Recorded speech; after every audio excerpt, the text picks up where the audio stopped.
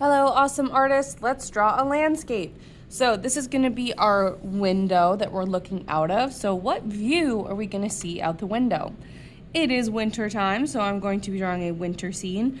I'm going to start by making some overlapping hills, which are like curved lines. So I'm going to start here and come down, maybe from the middle here, come up, one more back here. So now I can see that this goes into the distance. Maybe I want to add some different kind of land. I'm going to add a mountain right there. Pretty cool. All right, so I've got my basic land structure on the paper. I want to, ooh, almost forgot. Didn't write my name on the back. There we go. That's better. So now I've got my mountain and my few hills. Now I need to decide what is going on in this scene. I think I might want it to be snowing, so I'm going to add some clouds up in the top. So it looks like snow is coming down.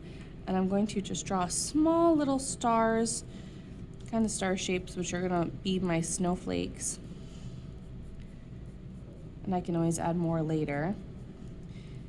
Awesome. Maybe there's a path going from here in the distance. To make that path, I'm going to start it wide at the bottom, and then I'm going to make it get smaller as it goes farther away.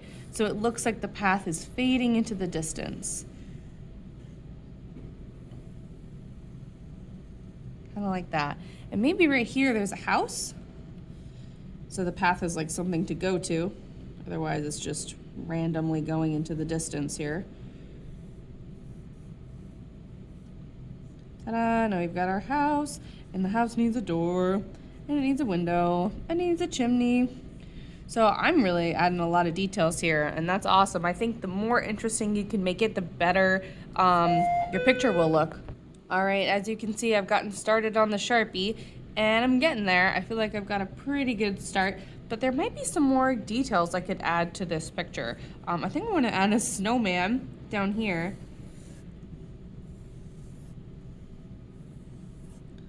Here we go. Maybe he's got a cool hat. There we go.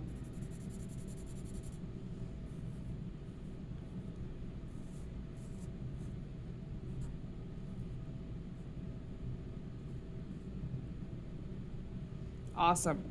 All right, so we've got nice details now happening, and I'm going to be carefully tracing all my lines.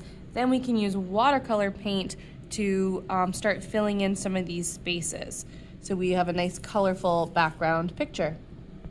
Okay, so with my watercolor paint, if I want a snowy ground, I need to leave some of this white, right? Oh, you know what I forgot to do? I forgot to erase my pencil lines. So I'm gonna take a second, I'm gonna erase some of these pencil lines, because if I were to paint over them, they will be there forever. And I don't want that, because it's gonna look messy and dirty, and I don't want that. So I'm gonna just erase these, take a second. Start there. That's pretty good for now, because I'm just gonna show you the bottom part. All right, so I wanna paint snow, but I don't have white paint, so what am I gonna do? I'm gonna take my tray, and I'm gonna dip a little bit of water into my blue. There we go. All right, so now my blue is kind of juicy. I wanna add some of this blue to the little tray part over here, the little lid. And I wanna just thin it out with some water. It's okay that there's a little purple or black in here, that's not a big deal. And now what I'm gonna do is I wanna make the shadow of snow. So I'm not gonna paint this whole thing blue, I'm just gonna paint the top layer. Just very lightly, just kinda like that. So it looks like there is sort of a shadow on this side of the hill. And it might look kind of gray, and that's okay. When the light hits the snow, it's pretty sparkly, right? But when a shadow hits the snow, it looks dark. All right, so this will help define the different layers of how far I'm going, right? But then I definitely want to add some sort of color to this path here, right, to define it so people understand what's going on here. That this isn't just some random lines. These are like, this is an actual traveling lane, right? Same thing with the snowman. If I were to take a little bit of blue, oop, that's kind of too much. There we go.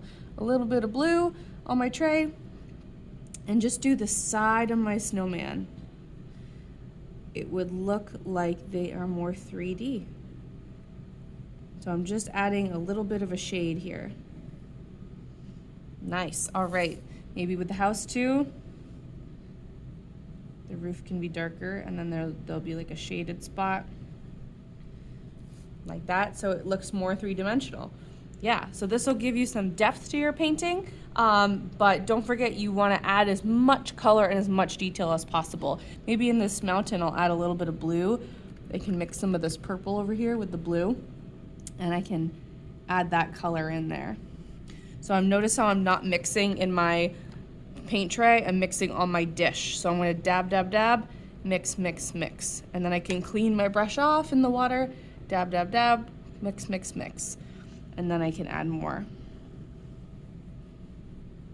All right, so you definitely want to add all the Sharpie first before you do the paint, because it's, you know, not fun to try to draw on top of wet paint. Ugh. So definitely add all your Sharpie and finish that first before you start painting. All right, let's get going.